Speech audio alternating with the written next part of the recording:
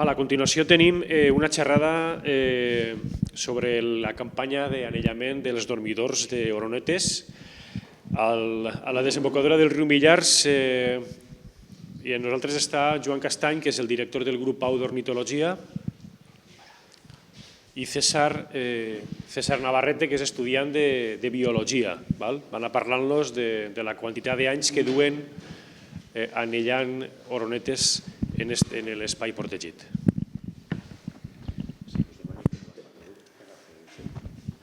Doncs bé, bon dia a tots i a totes. És un plaer tornar a veure tantes coses, tantes cares conegudes i no res, hem vingut.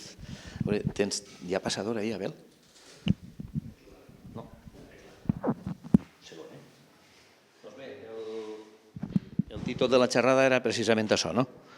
El projecte internacional que hem estat portant sobre anellament d'oroneta en el dormider de les Goles del Millars en la part de Borriana des del 97 fins al 2010.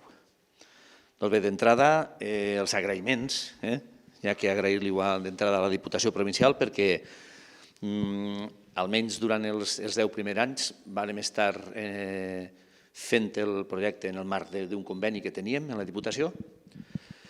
També gràcies al Consorci del Millars va haver un moment en què ja el Consorci es va fer tot el que ja sabeu i calia tindre-ho també present.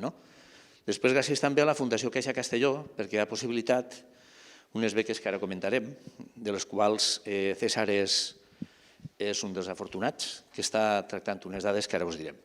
I després, a un llarg etcètera, he sigut incapaç d'agafar totes les dades de camp dels 14 anys i treure, no sé, els centenars de persones que han passat per l'estació d'anellament, perquè és la mateixa estació que sempre portem, que portem des de l'any 94, setmanalment en el Millars. És la mateixa. Doncs bé, premisses que contextualitzen un poquet el que anem a dir. La primera de tot és que ja dic que s'inicia en el marc d'un conveni en Diputació. Això no estava exempt de dificultats.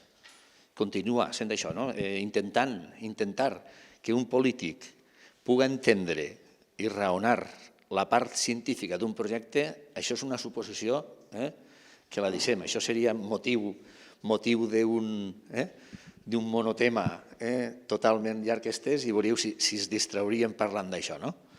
Per què?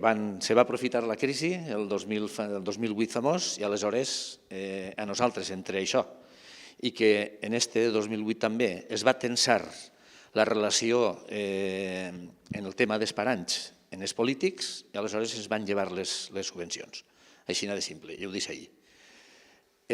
Dic que integrat en una iniciativa científica a nivell europeu perquè l'any 97, també des de Madrid, i el que va ser un dels tribunals en la meva tesi, Fernando Espina, van moure una iniciativa a nivell europeu per controlar aquesta espècie, per fer monitoritzar aquesta espècie i veureu que es van posar a la guai ràpidament, gent en tot el país i a nivell europeu. I després, l'elaboració completa de dades, que són les beques que vos comente, són 10 beques que la Fundació Caixa Castelló, l'actual Fundació Caixa Castelló, totalment remodelada, ha creat en base a les dades acumulades que tenim el grup Pau des de temps immemorial. Conteu que nosaltres ens fundem en l'any 87 i des d'aquest moment tenim caixons i caixons i caixons. Què fem en els caixons i caixons i caixons que no tenim abast al treball de camp?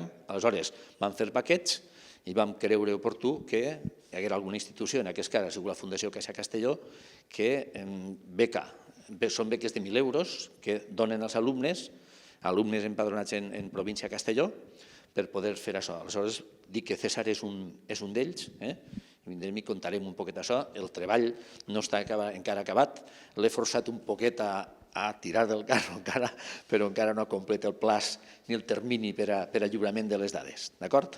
Bé, dit això, per què un treball amb oronetes? Bé, l'oroneta a nivell ibèric té problemes i en els censos que està fent SEO BirdLife en el programa Sacre apareix molt clar que existeix una davallada de l'oroneta i els motius també són relativament fàcils d'entendre. Abans parlaven els companys de les rates penades com han canviat les construccions. Les nostres construccions han canviat totalment.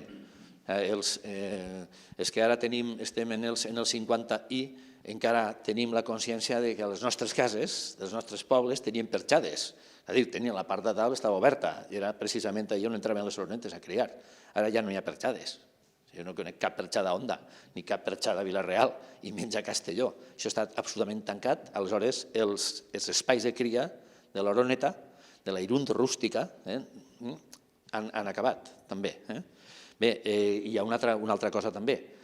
Un problema lligat no només a aquests espais de cria limitats, sinó també al que ocorre a Àfrica. El problema dels monoconreus porta aparellat també una limitació de la diversitat d'espècies que puguen integrar la part tròfica de l'oroneta.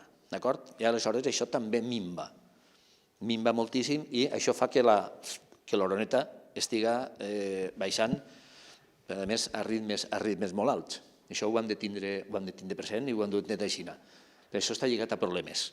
Més, clar, diu, quines oronetes? Jo m'imagino que el 50% o el 60% dels presents tenen molt clar de quina oroneta estem parlant, però algun encara quedarà pip, i això són tot oronetes, perquè allò que diem nosaltres que en ser negre botifarra, això és real en el cas de l'oroneta. I han vingut les oronetes, no ha vingut cap oroneta, han vingut els irundínids, han vingut familiars de l'oroneta. Per què? Becker se va enganyar. Becker va dir, volverán las oscuras golondrinas en sus balcones los nidos a tal. No, la oroneta no nidifica en los balcones. El que nidifica en los balcones és este d'ací, que és cosí germà de l'oroneta, però no és oroneta. L'oroneta és este d'ací. Com hi ha també moltíssima gent que confon l'oroneta amb els falciots. No té res a veure, no pertanyen als mateixos ordres. Uns passeriformes i l'altre són apodiformes. Són pardals perquè tenen les dues ales. Entesos? Per això deia jo en un principi que en ser negre botifarra. No. El cas real és que estem en l'oroneta, en la irundo rústica, que és esta senyora del mig. Ni tampoc en el tionoporni rupestris, en l'avió roquer, que el tenim hivernant, ni tampoc en la irundo dàurica, que en tenim de poquetes, està augmentant la població, ni en el riparia riparia. D'acord?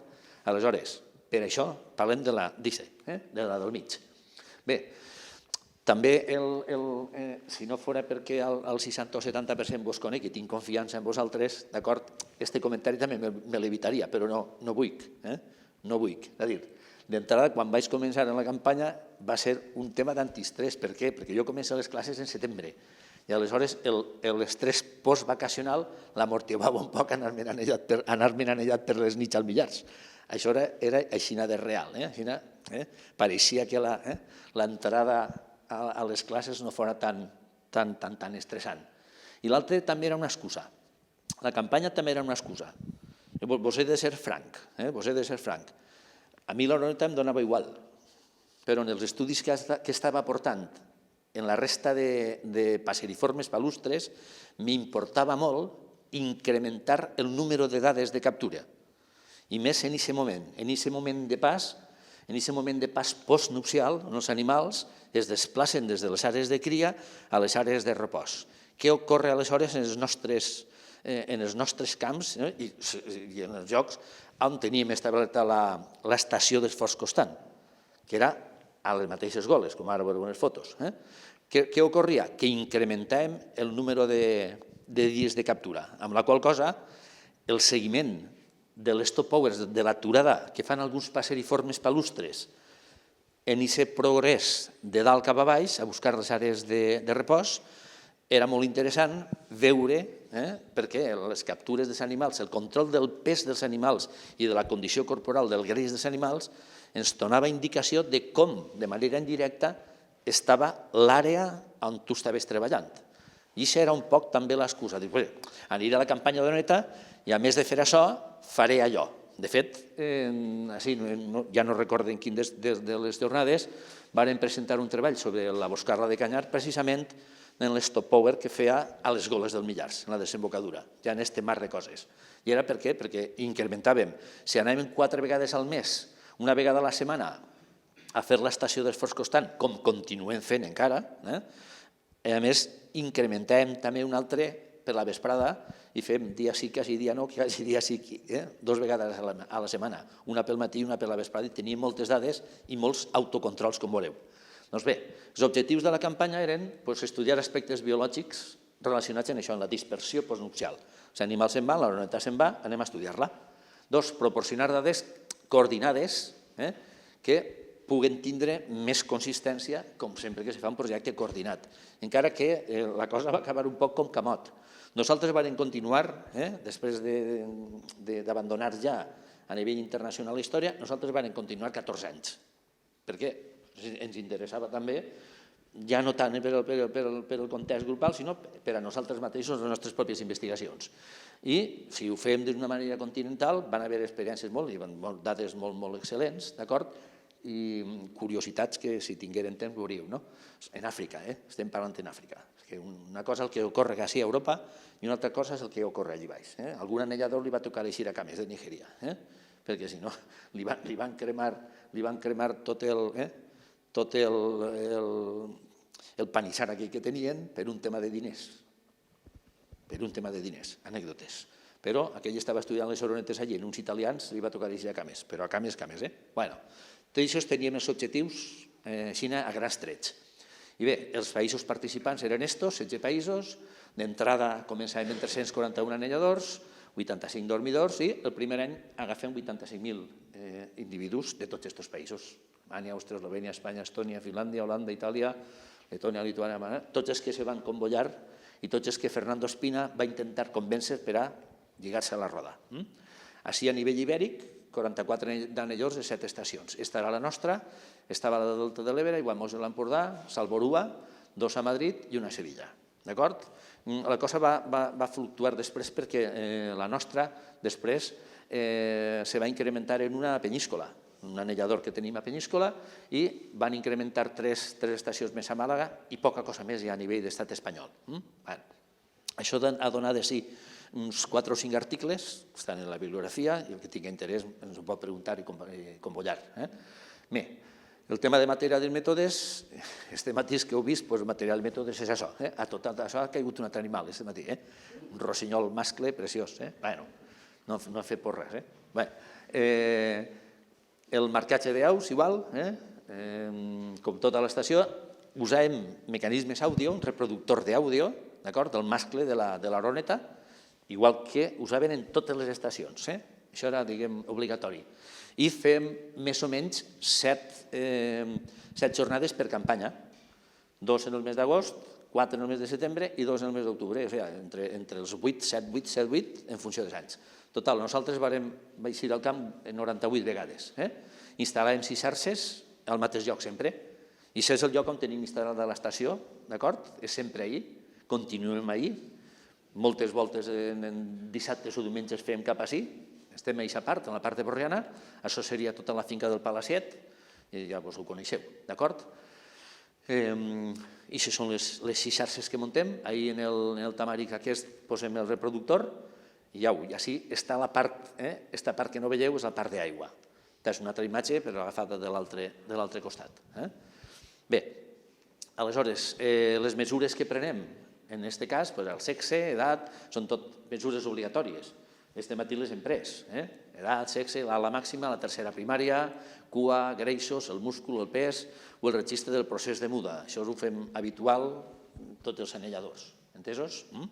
Això és el que, d'alguna manera, César estarà currant-se. No només el tema de la fenologia, és a dir, de la distribució dels dies, del dormider i el que ha ocorregut interanualment en tants anys. A més d'això, hi ha una qüestió d'explotar totes les dades biomètriques i de condició corporal, que és molt interessant.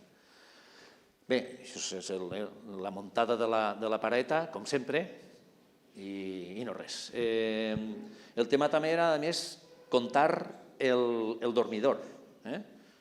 Quantes oronetes veig aquesta vesprada? 100, 200, 25.000. D'acord? Això també és una dada important perquè, clar, en tants anys, el fer aquests treballs així a tan llarg termini et permet la història de veure moltes coses. De veure moltes coses. Clar, hem vist riuades, hem vist intrusions marines importants, riuades que han convertit els 4 quilòmetres del Millars en un camp de grava, exacte des del pont d'Almassora fins a baix, eliminant tota la vegetació, i això ha tingut influències importants en els habitants del lloc. Igual que passava, si se'n recordeu, en una de les riuades, que ahir apareix perquè tenia les fotos, que desapareix el gall de Canyar, igual que desapareix el gall de Canyar i apareix després al Prat de Cabanes Torreblanca, això és una cadena, desapareix així i com jo continuo estant en el Prat de Cabanes Torreblanca, comença a veure galls de Canyar allà al Prat de Cabanes. I després, com apareix el gall de Canyar, resulta que apareix l'arpelló de Marxal a criar perquè se fot el gall de Canyar. Això és una cadena molt interessant si eres capaç de veure-ho en una sèrie llarga d'anys. Si no, és impossible. Si no, és impossible.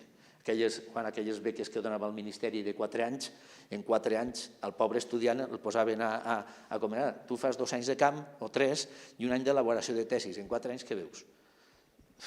En 4 anys te veus en l'espill un ratet i pou. Però bé, i aquestes campanyes conjuntes. Doncs bé, César vos anirà parlant dels resultats i un poquet a la Limón anirem comentant coses. Vale, a ver, es así, ¿no? Con esto. Vale. Bueno, yo ahora voy a hablaros de los resultados que tenemos respecto a la campaña. Bueno, me pongo aquí mejor. A ver, bueno, en primer lugar son 14 años y, como ha comentado previamente Joan, el número de jornadas que se dieron fueron 98. De las capturas totales tenemos 3.285. Dentro de ellas, 3.040 son anillamientos, que supone el 92,5%, la grandísima mayoría. Luego tenemos un 7,3% que corresponde a autocontroles. Y por último tenemos 5 controles. En total se han dado 32 especies diferentes.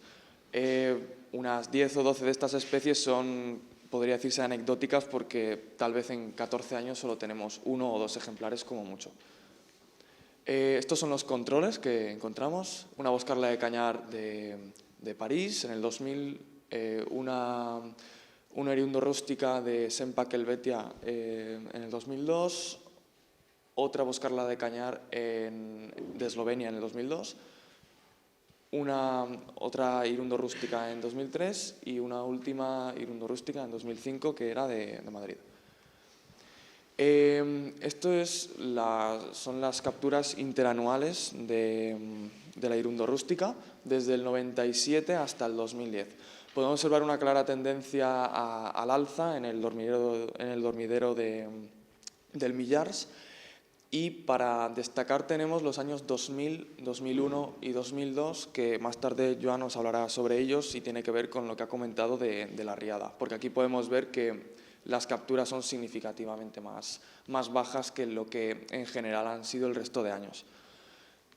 Esto es una gráfica interanual también del número total de bandos de irundo rústica, en números absolutos.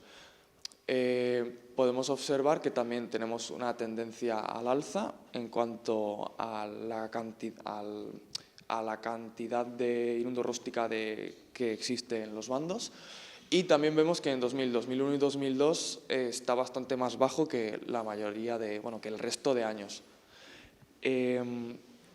Aquí tenemos una gráfica sobre la fenología de las medias de los bandos de irundo rústica.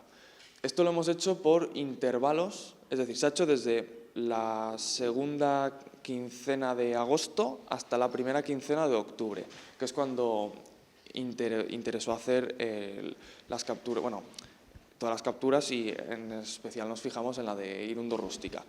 Se hacen intervalos de 5 días y podemos observar que la gran mayoría o el grueso de las irundo rústica que se encuentran está en la primera quincena de septiembre. Aquí ja nos explicarà. Per contar el tema dels anys, l'any 2000 passa una cosa important, i és que el 24 de març provoquen un incendi en la finca del Palaciet i s'escampa i es socarrima els des dels 50 als 150 metres precisament on estava el dormider, d'acord? I sent en març, estan tan damunt, encara els talls verds encara estaven eixint i tota la resta era tot sec. Va ser fàcil fer l'incendi. Va ser un incendi provocat i ho vaig dir sempre, però les conseqüències són que aquest any no creix el senill com toca i quan no creix el senill com toca, aleshores arriba el qui dorm en el senill i no vol dormir en el senill, òbviament, d'acord? Bé, què ocorre després? En l'any 2001, l'any 2001 és el següent, però ens hem de remuntar al novembre del 2000. En el novembre del 2000 hi ha una de les riuades més importants que s'han produït en els temps que jo porto així en el tema de l'anellament, d'acord? I és tan gran l'arrossegament de graves que, dic, els 4 quilòmetres darrers de la desembocadura es convertís en un camp de grava, simplement. Tu veies des de la mateixa gola del Millars, veies el pont d'Almassora, tot engravat. Ni un xop pel mig, ni una canya, ni un senill, ni res, absolutament res.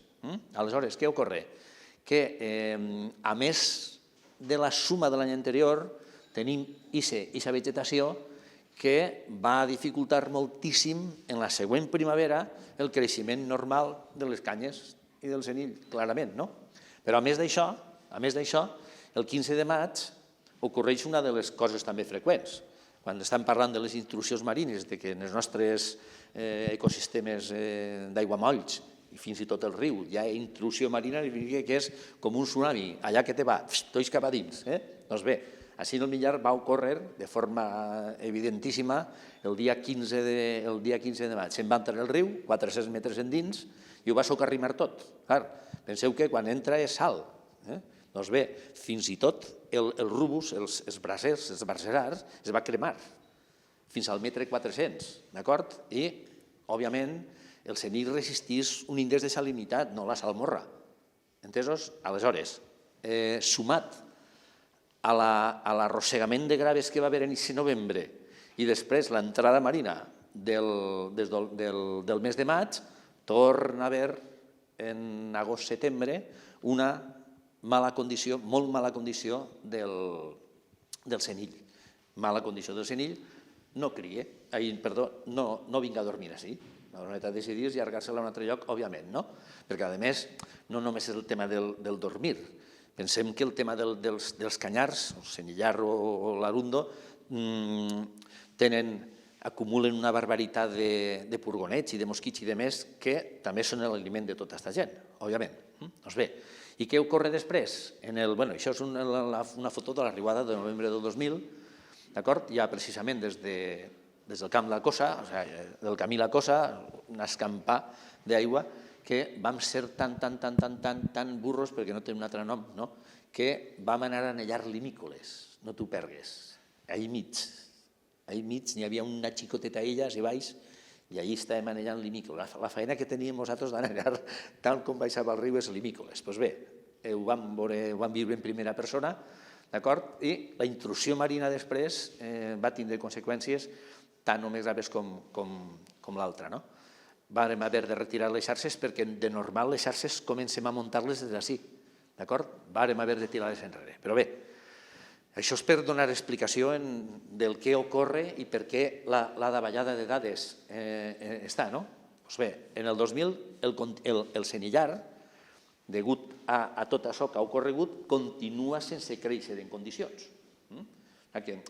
La vegetació no es recupera, així perquè sí, encara que siguin plantes anuals, no es recupera. Després sí que ha anat recuperant-se i ja no ha tornat a ocórrer cap cosa rara, diferent. Ocorren coses rares de pluges i de més, però no aquestes grans avingudes que s'han carregat tota la vegetació. Ocorren altres històries. Més, continua en el tema de la interpretació de gràfics. Vale, aquí tenemos una fenología por edades, desde el 97 hasta el 2010. Otra vez tenemos los mismos intervalos, desde la segunda quincena de agosto hasta la primera quincena de octubre, donde comparamos, claro, por edades, los jóvenes y los adultos. En este caso observamos que no hay un solapamiento en cuanto al tiempo de cuando migran quiero decir, si migran de forma diferente los jóvenes o los adultos. Aquí podemos ver que migran a la vez. Aquí están las variaciones interanuales por edades. Desde el 97 hasta el 2010, igual que la gráfica que había puesto previamente, pero esta vez separados en jóvenes y adultos. Podemos observar que normalmente cuando el número de adultos es mayor que el año anterior, el de los jóvenes también suele ser mayor. Luego, en otras capturas, además de la Hirundo rústica, tenemos como especies más abundantes el Stirpacius, la motacilla flava y Ceti, bueno, y también Riparia. Estas 5 son las más abundantes. Aquí destacar que Hirundo rústica solo tiene 2 autocontroles. Esto tiene que ver con el stop power, que después Joan os comentará sobre ello en las conclusiones. El Stirpacius, en cambio, sí que tiene un mayor número de autocontroles y Ceti. Luego estas son otras especies que se dan en menor número, pero también son importantes destacarlas, donde vemos, y bueno, en estas vemos que los autocontroles son también altos en el primero y en el Melanopogon. Casualmente, estos dos y estos otros que tienen mayor número de autocontroles son palustres y viven o en el Millars o por la zona. En cambio, Hirundo rústica lo utiliza de dormidero y no vive allí. No hay una población de Hirundo rústica viviendo. Aparte de estos también habían otras capturas de otros individuos, pero como ya he comentado eran anecdóticas, tal vez 1 o 2 individuos y no las hemos puesto porque no había ninguna gráfica ni nada que enseñar. Luego, destacar el descenso claro de la motacilla flava. Aquí tenemos una gráfica desde el 98 hasta el 2010. Observamos que desde el 98 hasta el 2003 sí que existen capturas de motacilla flava, pero a partir del 2003 tenemos 6 años seguidos en donde no se encuentra ninguna o 2 o 3, y en el 2010 se encontraron como 8 o 9 y poco más, pero ha habido un gran descenso y se piensa que luego creo que Joan nos comentará en las conclusiones las razones por las cuales está descendiendo, pero está claro que ha casi desaparecido del Millars. Y bueno, de las conclusiones continuará hablando Joan. Tu has vist en el cas de la primera cosa a concloure de tot el que hi ha, no? La presència d'oronetes al dormider no denota una davallada poblacional diagnosticada a nivell ibèric ni internacional. Si recordeu aquella gràfica, així pareix que vaig a bé, que el dormider augmenta. D'acord? Per què? Perquè una cosa és el dormider i una altra cosa són els censos que fan, per exemple, SEO BirdLife a nivell de sacre. Són guerres diferents, són interpretacions diferents. El dormider està millor i el dormider creix, la Hirundo rústica ocupa més el dormider, d'acord? Més. Els bandos d'oronetes usen el dormidor del Millars des de final d'agost fins a la primera setmana d'octubre. Això és evident, però com a conclusió cal dir-la. El major pic del dormidor es presenta a la primera quinzena de setembre.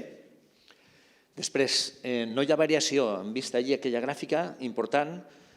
Si pensem en altres espècies com la boscarra de canyar, normalment hem de raonar que en el desplaçament que fan els animals tant de nord a sud en la migració postnupcial com el que fan de sud a nord en la prenupcial, existeixen variacions lligades a edat i lligades a sexe. Si els ordenem així a modo grosso, primer baixen els adults, d'acord? Van mascles i després van femelles, i després baixen els jovens mascles i els jovens femelles. I al tornar passa exactament igual. Però hi ha una cosa curiosa, jo li ho raonava també a César, no? Al baixar no hi ha pressa. No tenen pressa els animals per baixar. Tanmateix, a l'hora de pujar sí que hi ha pressa. D'acord? Per què? Hi ha pressa. Tenen pressa els mascles per ocupar el territori, per pegar-se de galtades en la resta de mascles, i després arriben elles. Encara que sigui un tòpic, elles són les que trien. Trien el mascle i pugen després. I després pugen els joves. Tot això es produeix de forma escalonada, però en aquesta marxa. Aleshores, al baixar, per això no hi ha diferència agafàvem jovens i agafàvem adults sense proporcions diferents. Tanmateix, en el cas de l'estirpàcius no ocorre així. Primer se'n van tots els adults, te fa una gràfica així, i després se'n van els jovens i se superposa. I al final de la correguda, en l'última quinzena, no n'hi ha ni un adult, només queden joves. Això a l'Oroneta no ha ocorregut en tots els anys que portem i en totes aquestes dades. Important. Després, la relació per edats, si haguérem de dir, la relació per edats, en aquest cas, és de 4,3 joves per adult. D'acord? Si fem una suposició falsa, de pensar que ara els adults s'han capturat mascles i femelles en la mateixa proporció, que dic que no és així, no és així, però imaginem-la. Aleshores tindríem 8,6 joves per parella. 8,6 joves per parella. No serà així perquè no seria rigorós, d'acord? Això ho traurem, però vos podeu fer una idea més o menys del volum de joves que baixen i el volum d'adults que baixen, més o menys. 4,3 per adult. És una dada interessant. Després, tret de les 3 temporades assenyalades, ja hem dit per què, no hi ha variacions significatives per edats. Quan puja quan puja o baixa una edat, puja o baixa l'altra. Més.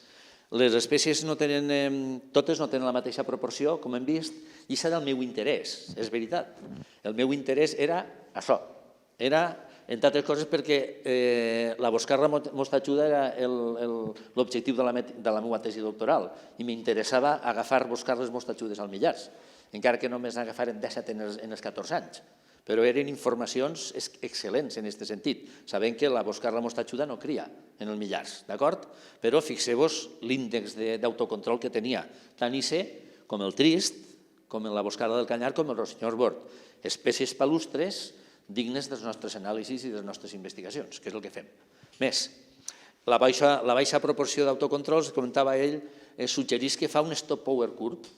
Si de 1.600 només ne recuperem 2, què significa? I anem totes les setmanes, què significa? L'has anellat i aquest animal no està quedant-se, com sí que fa l'estirpàcius.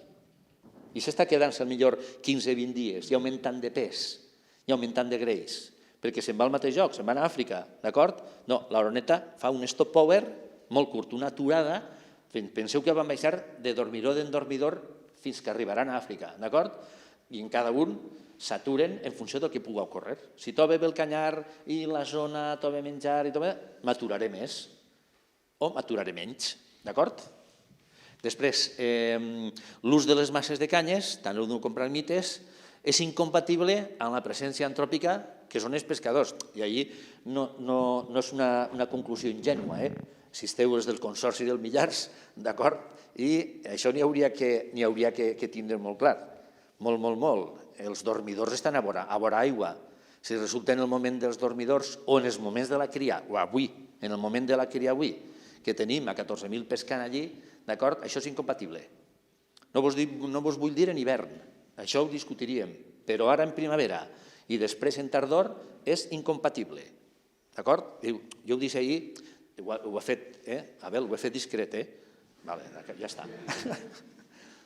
No estic renyint a ningú, però ho he fet discret. Bé, l'ús d'un bon reclam artificial és un bon mètode que permet una estandardització, posem un mascle cantant, d'acord? I és l'interrogant que jo li posaria a les captures dels adults. Clar, què atrau més el cant del mascle? A qui atrau més? A mascles o a femelles? Aleshores hi ha variacions que això ens desmunta un poquet la conclusió científica, però amb independència d'això, estandarditzar un reproductor per a fer censos d'oroneta va molt bé. Els reproductors no van sempre bé per a totes les espècies, això ho tenim molt provat, d'acord? En aquest cas és excel·lent i acudixen perfectament les oronetes. I després una denúncia col·lateral. Això ho hem vist, és que estem per ací per la zona, ho coneixem, no? Ha hagut una davallada important de la motacilla fava, del cuetet. El cuetet és aquest animal groguet, una cueta grogueta, d'acord? Que a nivell popular, malauradament, els nostres pobles, Borriana, Castelló, Benicàssim, Cabanes i demés, era un producte de caça absolutament furtiva, d'acord? Doncs bé, això s'ha aturat molt gràcies a la guarderia, clarament, i a les disposicions de l'administració, però la davallada del cuetet, nosaltres no li hem fet res. En el Millars no li hem fet res. Ni abans posàvem el reproductor de cuetet, perquè quan fèiem campanya de cuetet anys anterior n'agafàvem un sac, n'agafàvem barbaritats. D'acord? No, això són captures a l'atzar de cuetet. L'únic reproductor que hi ha és el d'oroneta. Vull dir que, i al final ha desaparegut el cuetet. És a dir, allí en el Millars no està usant ja aquest dormidor. Això és una de les conclusions col·laterals que té embolicar-nos en la campanya d'oronetes. I no res, això era tot. Gràcies per la vostra atenció. Molt bé. Si voleu preguntes, no me l'he posat jo. Si voleu algun comentari, alguna anècdota o alguna història, n'hi hauria que contar. Estaríem tot el matí així embolicats. Juan, dime. Està ocorrent alguna cosa. En el Prat de Cabanes Torreblanca també ha baixat la cria. També ha baixat la cria. Sí, està ocorrent. Està ocorrent. Si com en l'oroneta tenim clar per què està baixant, d'acord? Ja ho han dit, per els monocultius que hi ha a Àfrica o en els nostres llocs, perquè no tenen espais de cria, en el pas del cuetet, que no nidifica en cases, que nidifica en aiguamolls, d'acord? Té més interrogants, és més complexa la interpretació, però està baixant, a més, escandalosament. I avui podem afirmar-lo que no és degut a la pressió cinegètica dels furtius, no és el cas. Avui no és el cas. Altres anys sí, perquè així a Borriana els agafaven en cabassos de malla, però a cabassades, però barbaritats. Però no és el cas. No és el cas. Hola.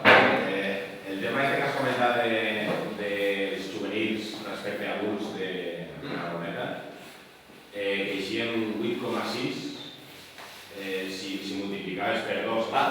Sí, multiplicaves. Sí, està clar, però entenc que té que ser perquè fan dos postes, perquè les ordenetes no en fan... Vull dir, no trauen una migua... No trauen. Clar. Té que ser perquè es comencen en abril i continuen en xus. Sí, són dos postes. Això són dos postes. I per una altra banda, al respecte d'això, això és el postnupcial, òbviament, jo no ho sé, t'ho pregunte. Els animals d'un any, de segon any calendari, quan tornen el prenupcial següent, se poden diferenciar com a juvenils o no? Quan pots ser d'Àfrica? No, veritat. Perquè muden a Àfrica. No, te volia dir, si tu has fet una proporció de números de juvenils en el postnupcial, si se pogueren diferenciar aquests juvenils encara a l'any següent, quan tornen, se podria treure una tassa de supervivència de juvenils, m'entens? Ja, no és el cas. No es pot. En aquest cas no es pot.